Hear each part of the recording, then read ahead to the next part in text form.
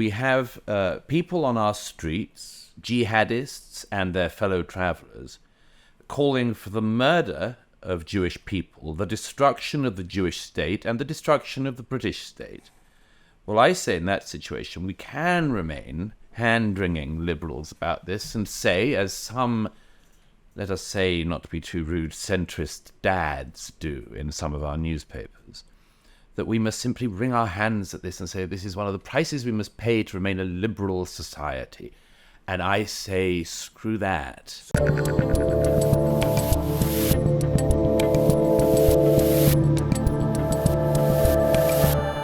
Douglas, you wrote The Strange Death of Europe. Are you happy now?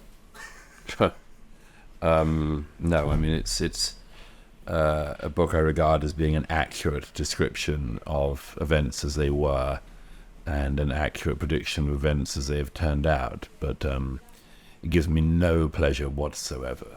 And I knew it never would. I knew it would never be one of those things where I'd pat myself on the back and say, well done for getting that right. I don't feel that at all. In fact, I said when The Strange Death of Europe, Immigration, Identity and Islam, as a subtitle, came out, I said that it's my fervent desire that this book proves to be wrong. I remember you said that to me in an interview about it. I mean, you wanted it to be wrong. Alas, here we are. What do you make of the warnings and the people, because it wasn't just you, obviously, you're one of the most outspoken on this, but all the people that said we were going to sort of get here. I don't know that people thought we were going to get to the sheer barbarity and then the defense of it, but that the general state of where we're at, that when I'm quite literally driving here this morning, I passed what I think is a Hamas rally. I don't have a problem making no distinction because I don't see anyone out there saying they don't like Hamas. Sure. But warning, I guess, just isn't enough, huh? Well, it's a bit worse than that. I mean, we've been totally infiltrated in societies like Britain, and we have to de-infiltrate our societies. If we're going to solve this, I mean, one could just sit on one's hands and bemoan it, but I don't think we should. I said in the opening lines of The Strange Death of Europe that Europe was committing suicide, or at least its leaders had decided to commit suicide. The question, I said, is whether or not the people of Europe decide to go along with that decision. It's my fervent hope that they do not. But the morning that we're speaking, we have woken up in London to see footage of a man in England who was arrested last night by the police for what? For being one of the thousands of people on the streets of our cities calling for jihad? No. For being one of the thousands of people in our cities calling for the eradication of the Jewish state and indeed the Jewish people? No. He was arrested at his home for posting a video on social media where he showed all of these Palestinian flags had been put up in his neighborhood on the high street and saying he didn't like it very much.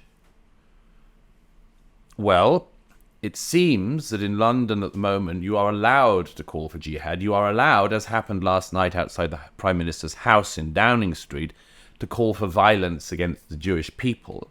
You are allowed to do that, but you are not allowed to complain about the people doing that. And that runs through every part of our society now in Britain. We have people on our streets, jihadists and their fellow travelers, calling for the murder of Jewish people, the destruction of the Jewish state, and the destruction of the British state. Well, I say in that situation, we can remain hand-wringing liberals about this and say, as some, let us say, not to be too rude, centrist dads do in some of our newspapers, that we must simply wring our hands at this and say this is one of the prices we must pay to remain a liberal society. And I say, screw that. So what do we do with that? Because, yes, you always nail it better than anybody and before everybody and everything else. But when we had dinner the other night with a big group of people, listen, we whittled it down to this. And we had some more on that side of it saying, oh, but we must still protect their free speech and everything. I think you and I, we want to protect free speech as much as possible. You want Britain to remain liberal in the true sense. But what do you do? Well, more importantly, I want Britain to remain Britain. Well said. So what do you do then? How do we deal with this? We whittled this into calls for genocide and the liberals who will be genocided next defending the speech. So what do we do? Well, I say this very carefully, but with as much clarity as I can. We have institutions like the police who are no longer protecting the public. If the police cannot protect the public, it will fall to the army to protect the public. And if the army cannot protect the public, then the public will have to learn to protect themselves, and it will go into the hands of the public. That will be exceptionally ugly. But there are far more people who despise the jihadists than there are jihadists. So my warning to the government and to the police is, if you don't sort this out, the public will have to sort it out themselves. And That is a situation much to be feared. what do you think the disconnect, and I've asked this to several people inside my chair, what do you think the disconnect is in the West between the people and the government? What is going on that even in America this morning, I'm watching thousands of people cross your borders, knowing full well what has happened here and what has happened in France? Where is that? Why is it that these people, is it intentional? Is it negligence? It's different things for different people. Some people, of course, I mean, you have members of Congress in the US, as we know, who are obviously supportive of Hamas and obviously supportive of the eradication of the Jewish state. Obviously. I mean, we should have no problem about identifying the fact that people like Ilhan Omar, Rashida Tlaib, and others are simply extremists who wish the eradication of the Jewish state. And America, by the way. Well, the Jewish state first and America next, of course. These are enemies within. We have our own ones in Britain like this. And as I say, you have to work out at some point where where your system is being gamed. And it's being gamed in America. It's being gamed much more, and it has been gamed for much longer in the UK.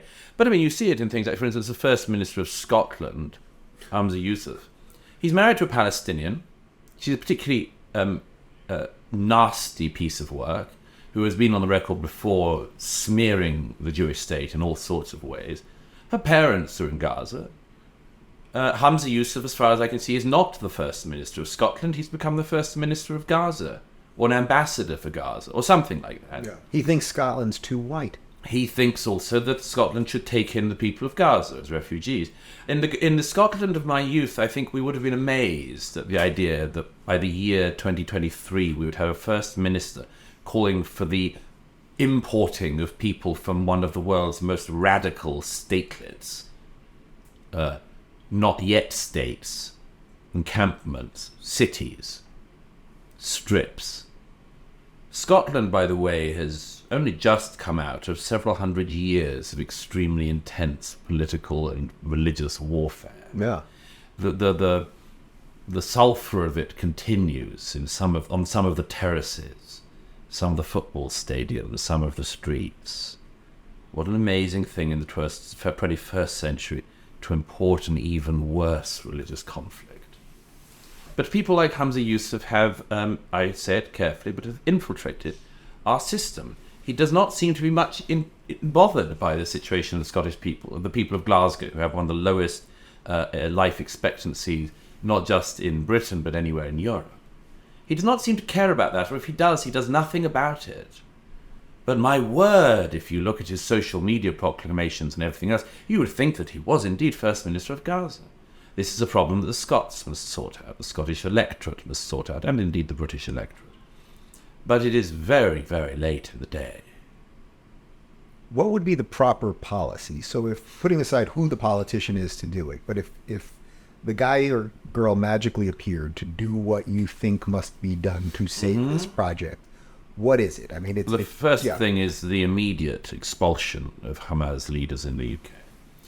To our enormous shame, and I've written about this for many years, again, I've warned about it for many years and tried to take action about it for many years, but we have people like Mohammed Sawalha, former military leader of Hamas in the West Bank, who lives in North London. I'm happy to give his address out next. He lives in North London in a council house, mysteriously paid for, with a very large six-finger donation from somewhere. I wonder where. He was broadcasting on an Ofcom. We have this stupid thing called Ofcom in the UK, which is meant to regulate television channels. Just the other week, the whole of the UK melted down because the actor Lawrence Fox said the word shag on GB News about a very unpleasant woman who he was rather open, perhaps too avid in his expressions of dislike for on air, but nevertheless, everyone said, "Oh my God, this is an Ofcom regulated channel. Can nothing be done?" Everyone had their eyes on the wrong ball of fools in the UK about this. All of the leftists and the others who thought, "Oh, we have to regulate GB News and Ofcom." Meantime, Hamas TV is spewing its hate from London, and Mohammed Sawalha is one of the guests on it, and only earlier this year was celebrating the murder of Jews on this Ofcom regulated channel. And if you want to have an idea of how bad this is, in the very background of the channel is a glorious view of Westminster, including the London Eye. So this is right in the heart of London, boasting about it. I would have Mohammed Sawalha's citizenship withdrawn immediately. He has no right to be in my country. We have no need of him. Can you strip people's citizenship? Yes, we did it to ISIS members. Mohammed Sawalha is sitting in Turkey at the moment. I submit he should never be allowed to step foot on British soil, or if he does, he is arrested. I've written to the Home Secretary, the Foreign Secretary, the Director of Public Prosecutions, the Attorney General, and the Prime Minister last week, saying that if they do not take action against Mohammed Sawalha, I will in a personal capacity. We get Hamas out immediately. Then next, we get its supporters out. I have no desire to share my country with these people. It is my country, not theirs. I wish we had about 10,000 more Douglas Murrays. Well, so do I. But I think we do. We've got plenty more people. I'm at the moderate end of what's coming. That says something.